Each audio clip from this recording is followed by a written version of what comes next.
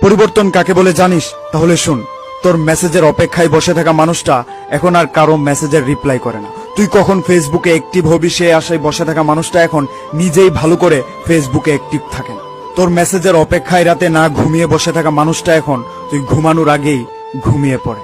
Message পাওয়ার পরে সাথে সাথে রিপ্লাই দেওয়া মানুষটা এখন মেসেজ পাওয়ার পরেও রিপ্লাই দেওয়ার আগ্রহটা হারিয়ে ফেলেছে। একদিন কথা না বললে যে মানুষটা রাতে না ঘুমিয়ে সকাল করে দিত, সেই মানুষটা এখন রাতে ঘুমানোর সময় তার ফোনটা অফ করে ঘুমায়, যাতে করে রাতের ঘুমে তাকে কেউ ডিস্টার্ব না করে। যে মানুষটা কথা বলতে গেলে তোমার সাথে ঝগড়া করতো, সেই মানুষটা এখন ঝগড়া কেন, কারোর সাথে মেসেজও করে না। যে মানুষটা পৃথিবীতে সবচেয়ে বেশি তোমাকে মূল্য দিত, সেই মানুষটা এখন তুমি কেন পৃথিবীর কাউকে মূল্যায়ন করে না।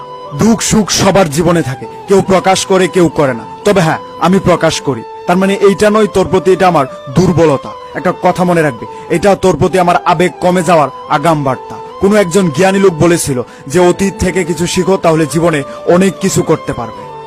তবে ওই ভদ্রলোক এইটা বলেনি যে অতীত নিয়ে আঁকড়ে থেকো না। আমার জীবনের সবচেয়ে বড় ভুল ছিল তোর অতীত নিয়ে আঁকড়ে থাকা। তবে আমি দেরি হলেও এটা বুঝতে পেরেছি তুই আমার জন্য ছিলি না। ভালো থাক দূরে। Good bye.